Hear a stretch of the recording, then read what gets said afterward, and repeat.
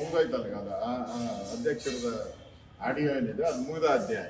ಮತ್ತೆ ಏನಾಗ್ತಿದೆ ಅಂತ ಯಾರದೋ ಸಂಚು ಪಿತೂರಿಗಳು ಬಿಜೆಪಿಗಳಲ್ಲಿ ನಡೀತಾ ಇದೆ ಅಂತ ಅರ್ಧ ಮತದಾನ ಆದ ನಂತರ ಒಂದಲ್ಲ ಒಂದು ವಿದ್ಯಮಾನಗಳು ಮುಜುಗರ ತರ್ತಾನೆ ಇದ್ದಾವೆ ಪಕ್ಷಕ್ಕೆ ಅಂತ. ಯಾವ್ದಪ್ಪ ಅರ್ಧ ಮತದಾನ ವಿಚಾರ ಈಗ DVS ಅವ್ರದ್ದು ಅಂತ ಹೇಳಿದಂತ ಆಡಿಯೋ ಹಣ ಇಲ್ಲ ಅಂತ ಹೇಳಾಯ್ತಲ್ಲ, ಇನ್ನೇನಾಯ್ತು? ಯಾರು ಕೈವಾಡ ಇದೆ ಇದರಲ್ಲಿ? ಈ ತರ ಗೊಂದಲ ಕೊಡ್ಬೇಕಾಗಿತ್ತು.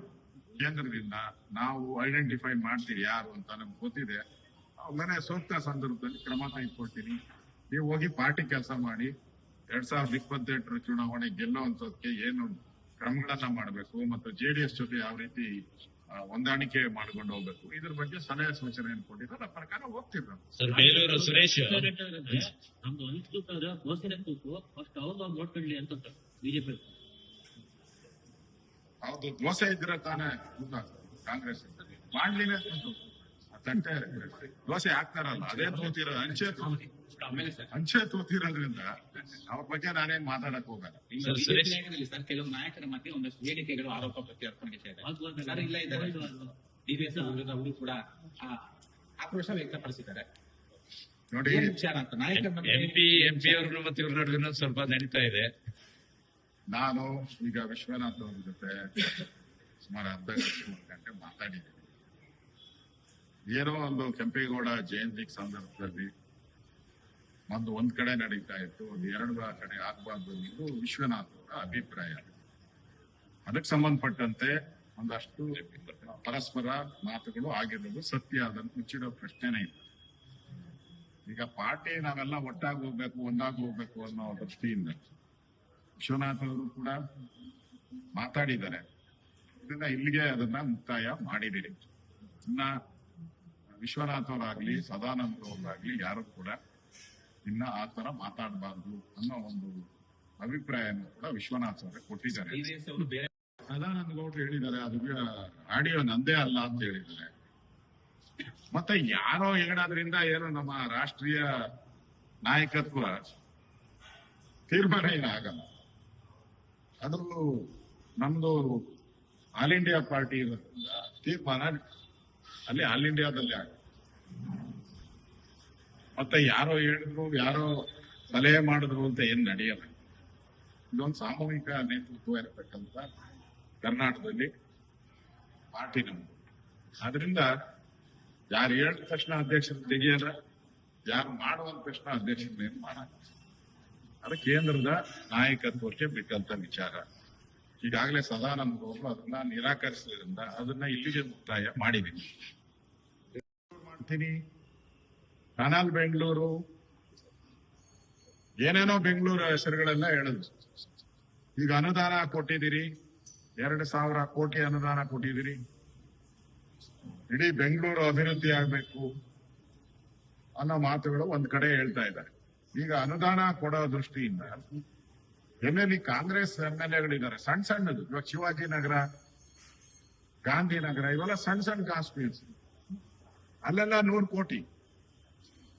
ಬೇರೆ ಕಾನ್ಸ್ಟಿಟ್ಯೂನ್ಸಿಗಳು ಬಿಜೆಪಿ ಇರುವಂತ ಕಾನ್ಸ್ಟಿಟ್ಯೂನ್ಸಿ ಉಳಿದವೆಲ್ಲ ಮೇಜರ್ ಇರೋದು ಬಿಜೆಪಿ ಕಾನ್ಸ್ಟಿಟ್ಯೂನ್ಸಿ,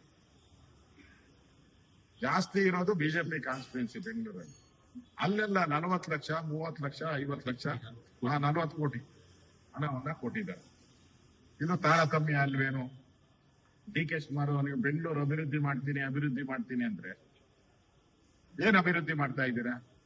ತಾರತಮ್ಯ ಮಾಡಿ ಅಭಿವೃದ್ಧಿ ಕುಂಠಿತ ಮಾಡ್ತಾ ಇದ್ದೀರಾ. ಅದರಿಂದ ಈ ರೀತಿ ಮಾಡೋದ್ರಿಂದ ಇಡೀ ಬೆಂಗಳೂರಲ್ಲಿ ನೀವು ಎಲ್ಲರನ್ನ ಒಟ್ಟಿಗೆ ತೆಗೆದುಕೊಂಡು ಹೋದ್ರೇನೆ ಬೆಂಗಳೂರು ಅಭಿವೃದ್ಧಿ ಆಗೋದು. ಯಾಕಂದ್ರೆ ಹೆಚ್ಚಿನ ಪಾಲು ಬಿಜೆಪಿ ಸದಸ್ಯರಿದ್ದಾರೆ. ನೀವು ಯಾವ್ದೋ ನಿಮ್ಮ ಬೇಕಾದಂತ ಕಾನ್ಸ್ಟಿಟ್ಯೂನ್ಸಿಗಳು ಕೊಟ್ಟು ತಪ್ಪು ಮಾಡ್ತಾ ಇದ್ದೀರಾ. ಇದು ಒಳ್ಳೆ ಬೆಳವಣಿಗೆ ಅಲ್ಲ. ಇನ್ನ 1.5 ವರ್ಷದಲ್ಲಿ ಕೆಲಸ ಮಾಡಕ್ಕಾಗದೆ ಇನ್ನು 1.5 ವರ್ಷ ಅಷ್ಟೇ, ಆಮೇಲೆ ಚುನಾವಣೆ ಬಂದ್ಬಿಡುತ್ತೆ, ಬೋರ್ಡ್ ಆಫ್ ಕಂಡಕ್ಟ್. ಅಷ್ಟರಲ್ಲಿ ನೀವು ಈ ಟೆಂಡರ್ ಕರೆದು ಅದಕ್ಕೆ ವರ್ಕ್ ಆರ್ಡರ್ ಕೊಟ್ಟು ಎಲ್ಲ ಮಾಡೋ ಅಷ್ಟೊತ್ತಿಗೆ ಇನ್ನು 6 ತಿಂಗಳಾಗ್ತದೆ. ಈ ತಾರತಮ್ಯವನ್ನ ಇಮಿಡಿಯೇಟ್ ಆಗಿ ಸರ್ ಮಾಡಬೇಕು ಅನ್ನೋ ಆಗ್ರಹವನ್ನ ಮಾಡ್ತಾರೆ. ಈಗ ಬಿಜೆಪಿ ಅಧಿಕಾರಿಗಳ ಜೊತೆ ಹೋದಾಗ ಯಾವುದೇ ಪಾರ್ಟಿ ಆಗಿದ್ರು ಸಿಂಬಲ್ ಇಟ್ಕೊಂಡು ಪ್ರಚಾರ ಮಾಡಂಗಿಲ್ಲ, ಕ್ಯಾನ್ವಾಸ್ ಮಾಡಂಗಿಲ್ಲ. ಅದು ಮಾಡ್ತಾ ಇದ್ದಾರೆ, ಕಾಂಗ್ರೆಸ್ ಮಾಡ್ತಾ ಇದೆ. ಇದು ತಪ್ಪು. ಇದನ್ನ ಕೂಡಲೇ ಚುನಾವಣಾ ಆಯೋಗ ಇವ್ರ ಮೇಲೆ ಕ್ರಮ ತೆಗೆದುಕೊಳ್ಬೇಕು ಅನ್ನೋ ಆಗ್ರಹವನ್ನ ಮಾಡ್ತಾ ಇದ್ದಾರೆ. ಏನ್ ಗೊತ್ತಿದೆ ಅವ್ರಿಗೇನು ಗೊತ್ತಿಲ್ಲ. ಹಿಂದೆ ಕಳೆದ ಒಂದು 15 ವರ್ಷದ ಪಟ್ಟಿ ತಗೊಂಡು ಯಾವ್ಯಾವ ಕಾನ್ಸ್ಟಿಟ್ಯೂನ್ಸಿಗೆ ಎಷ್ಟೆಷ್ಟು ಹಣ ಹೋಗಿದೆ ಅಂತ ಪಟ್ಟಿ ಕೊಡಿ. ಒಂದು 15 ವರ್ಷದ ಕೊಡಿ. ಅವಾಗೆಲ್ಲ ಬಂದ್ಬಿಟ್ಟು ಕಾಂಗ್ರೆಸ್, ಜನತಾದಳ, ಬಿಜೆಪಿ 3 ಬಂದ್ಬಿಟ್ಟು 15 ವರ್ಷದಲ್ಲಿ ಕೊಡಿ. ಯಾವ್ಯಾವ ಕಾನ್ಸ್ಟಿಟ್ಯೂನ್ಸಿಗೆ ಎಷ್ಟೆಷ್ಟು ಹಣ ಹೋಗಿದೆ ತೆಗೀರಿ, ಬಿಡುಗಡೆ ಮಾಡಿ. ಕಾರ್ಪೊರೇಷನ್ ಇಂದ, ಸರ್ಕಾರದಿಂದ ಬಿಡುಗಡೆ ಮಾಡಿ. ಅವಾಗ ಹೇಳಿ ತಾರತಮ್ಯ ಎಲ್ಲ ಆಗಿದೆ ಅಂತ ಹೇಳಿ. ನಮ್ದು ಸರ್ಕಾರ ಇತ್ತಲ್ಲ, ಬಿಜೆಪಿ ಸರ್ಕಾರ. ಯಡಿಯೂರಪ್ಪನವರಿದ್ದಾಗ, ಬೇರೆ ಬೇರೆ ಬೊಮ್ಮಾಯಿಯರಿದ್ದಾಗ ಹೆಚ್ಚೆಚ್ಚು ಹಣ ಕೊಟ್ಟಿದ್ದೀವಿ ನಾವು. ನಾನು ಹೇಳ್ದಲ್ಲ, ಶಿವಾಜಿನಗರಕ್ಕೆ ನಾನೇ 3 ಕೋಟಿ ಕೊಟ್ಟಿದ್ದೆ. ಶಿವಾಜಿನಗರ ಕಾಂಗ್ರೆಸ್ ಎಂಬಲ್ಲೇ ಇದ್ದಿದ್ದು, ನಾನೇ 3 ಕೋಟಿ ಕೊಟ್ಟಿದ್ದೆ. ವ್ಯಕ್ತಿ ಸುರೇಶ್ ಹೆಬ್ಬಾಳ ನಾನೇ 100 ಕೋಟಿ ಕೊಟ್ಟಿದ್ದೀನಿ ನಾವು, ಕಾಂಗ್ರೆಸ್ ಎಂಬಲ್ಲೇ ಅವರು. ಅದರಿಂದ ಈ ತರ ತಾರತಮ್ಯ ಮಾಡೋದು ಒಳ್ಳೇದಲ್ಲ. ಬೆಂಗಳೂರು, ಸಮಗ್ರ ಬೆಂಗಳೂರು ಅಭಿವೃದ್ಧಿ, ಅದೇನೋ ಬ್ರ್ಯಾಂಡ್ ಬೆಂಗಳೂರು ಎಲ್ಲ ಹೇಳ್ತಿರಲ್ಲ, ಇದು ಬ್ರ್ಯಾಂಡ್ ಬೆಂಗಳೂರು ಅಲ್ಲ, ತಾರತಮ್ಯದ ಬೆಂಗಳೂರನ್ನ ಮಾಡ್ತಾ ಇದ್ದೀರಾ. ಇದು ಒಳ್ಳೇದಲ್ಲ ಬೆಂಗಳೂರು ಬೆಳವಣಿಗೆಗೆ. ಏನ್ ಮಾಡ್ಬಿಟ್ಟಿದ್ದಾರೆ ಅಂತಂದ್ರೆ, ಕಾಂಗ್ರೆಸ್ ಯಾವ ಅಧಿಕಾರಿಗಳು ಇರ್ಬೇಕಲ್ಲ, ಕಾಂಗ್ರೆಸ್ ಪಾರ್ಟಿ ಕೊಡ್ತಾರೆ, ಬಿಜೆಪಿ ಬೇಡ. ಅಧಿಕಾರಿ ಲಿಸ್ಟಲ್ಲೂ ಕಾಂಗ್ರೆಸ್ ಅವ್ರು ಹಾಕೊಂಬಿಟ್ಟಿದ್ದಾರೆ. DLO ಹಾಗೆ ಕಾಂಗ್ರೆಸ್ ಆಕ್ಚುಲಿ ಏನ್ ರೂಲ್ ಏನ್ ಹೇಳ್ತೈತೆ ಅಂದ್ರೆ, ಅವರು ಸರ್ಕಾರಿ ಅಧಿಕಾರಿ ಆಗಿರ್ಬೇಕು. ಸರ್ಕಾರಿ ಅಧಿಕಾರಿ ಆಗಿರ್ಬೇಕು, ಅವ್ರು ಮಾತ್ರ ನೇಮಕ ಮಾಡ್ಬೇಕು. ಇಲ್ಲಿ ಸರ್ಕಾರಿ ಅಧಿಕಾರಿನೇ ಅಲ್ಲ, ಅವ್ರನ್ನ ನೇಮಕ ಮಾಡಿದ್ದಾರೆ. ಜಯನಗರದಲ್ಲಿ ಒಂದು 20 ಕಡೆ ಆಗಿದೆ. ಎಲೆಕ್ಷನ್ ಸಂಬಂಧಪಟ್ಟಂತೆ ಈಗಾಗಲೇ ರಾಜ್ಯದ ಅಧ್ಯಕ್ಷರ ಪಟ್ಟಿಯನ್ನ ಅನೌನ್ಸ್ ಮಾಡಿದ್ದೀರಿ, ಇನ್ಚಾರ್ಜ್ ಯಾರ್ಯಾರು ಅಂತೇಳಿ. ಪ್ರತಿ ಒಂದು ಮಹಾನಗರ ಪಾಲಿಕೆ, 5 ಮಹಾನಗರ ಪಾಲಿಕೆಗೂ ನಮ್ಮ ರಾಜ್ಯದ ಅಧ್ಯಕ್ಷರಾದ ವಿಜಯೇಂದ್ರ ಅವರು ಮುಖಂಡರ ಪಟ್ಟಿಯನ್ನ ಹಾಕಿದ್ದಾರೆ. ಒಂದೊಂದು GBAಗೆ 3-4 ಜನ ಉಸ್ತುವಾರಿಗಳನ್ನ ಹಾಕಿದ್ದಾರೆ. ಅವರ ಸಭೆಯನ್ನ ಇವತ್ತು ಕರೆದಿದ್ದೀವಿ. ಪ್ರತಿ ವಿಧಾನಸಭಾ ಕ್ಷೇತ್ರಕ್ಕೆ ಭೇಟಿ ಮಾಡಿ ಅಲ್ಲಿ ಮತದಾರರ ಪರಿಷ್ಕರಣೆ ಇರ್ಬೋದು, ಅಥವಾ ಅಭ್ಯರ್ಥಿಗಳು ಯಾವ್ಯಾವ ಅಭ್ಯರ್ಥಿಗಳು 369 ಕ್ಷೇತ್ರಗಳಿಗೆ ಎಷ್ಟು ಅಭ್ಯರ್ಥಿಗಳಿದ್ದಾರೆ, ಯಾವ ಅಭ್ಯರ್ಥಿಗಳು ಎಲ್ಲೋ ಅಂತಂದಿದೆ, ಮತ್ತೆ ಎಲ್ಲಿ ಸಮಸ್ಯೆ ಇದೆ, ಇವೆಲ್ಲವನ್ನ ಚರ್ಚೆ ಮಾಡಿ ಒಂದು ವಾರದೊಳಗೆ ವರದಿ ಮಾಡೋಕ್ಕೋಸ್ಕರ ನಮ್ಮೆಲ್ಲ ನಮ್ಮ ರಾಜ್ಯದ ಅಧ್ಯಕ್ಷರು ಅನೌನ್ಸ್ ಮಾಡಿ ಮುಖಂಡರಿಗೆ ಈಗಾಗಲೇ ಸೂಚನೆಯನ್ನ ಬೆಳಗ್ಗೆಯಿಂದ ಸುಮಾರು 1.5 ಗಂಟೆಗೆ ಚರ್ಚೆ ಮಾಡಿ ಕೊಟ್ಟಿದ್ದೀರಿ. GBA ಎಲೆಕ್ಷನ್ ಕಾಂಗ್ರೆಸ್ ಅವರು ಮಾಡ್ತಾರೋ ಬಿಡ್ತಾರೋ ಗೊತ್ತಿಲ್ಲ, ಆದ್ರೆ ಬಿಜೆಪಿ ಇದ್ರ ಬಗ್ಗೆ ಈಗಾಗಲೇ 4-5 ಸಭೆಗಳನ್ನ ಮಾಡಿದ್ದೀರಿ. ನಮ್ಮ ಇನ್ಚಾರ್ಜ್ ಕೂಡ ಬಂದೋಗಿದ್ದಾರೆ, ರಾಮ್ ಮಾಧವ್.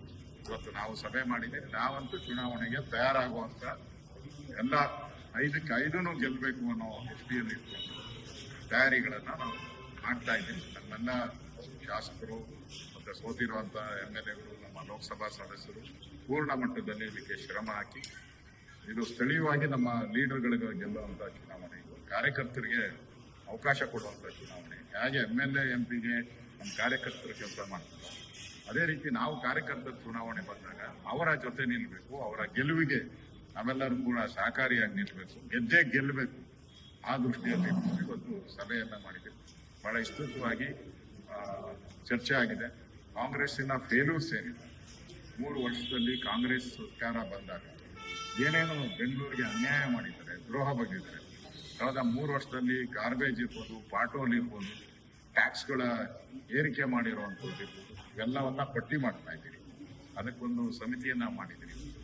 ಅದೇ ರೀತಿ ಮ್ಯಾನಿಫೆಸ್ಟೋ ಮಾಡುವಂಥದ್ದಕ್ಕೆ ಒಂದು ಸಮಿತಿಯನ್ನ ಮಾಡುವಂಥದ್ದಕ್ಕೆ ನಮ್ಮ ರಾಜ್ಯಾಧ್ಯಕ್ಷರಿಗೆ ನಾನು ಹೆಸರುಗಳನ್ನ ಇವತ್ತು ಮಾತಾಡ್ತೀನಿ. ರಾಜ್ಯಾಧ್ಯಕ್ಷರಿಗೆ ಆ ಹೆಸರುಗಳನ್ನ ರಾಜ್ಯಾಧ್ಯಕ್ಷರು ಅನೌನ್ಸ್ ಮಾಡುವಂಥದ್ದಕ್ಕೆ ಅವರಿಗೆ ನಾನು ವಿನಂತಿಯನ್ನ ನಾನು ಮಾಡೋದಕ್ಕೆ.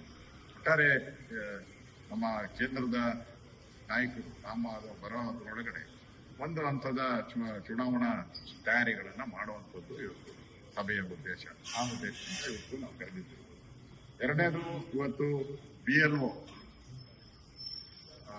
ಏನು ಕೇಂದ್ರ ಸರ್ಕಾರ 20 ವರ್ಷಕ್ಕೊಂದ್ಸರಿ ಮಾಡುವಂತ SIR, ನನಗನ್ಸುತ್ತೆ ರಾಜ್ಯ ಸರ್ಕಾರ ಎಲ್ಲೋ ಒಂದ್ ಕಡೆ ಈ SIRಗೆ ಸರಿಯಾದಂತ ಅಧಿಕಾರಿಗಳನ್ನೇ ಆಗ್ತಾ ಇಲ್ಲ.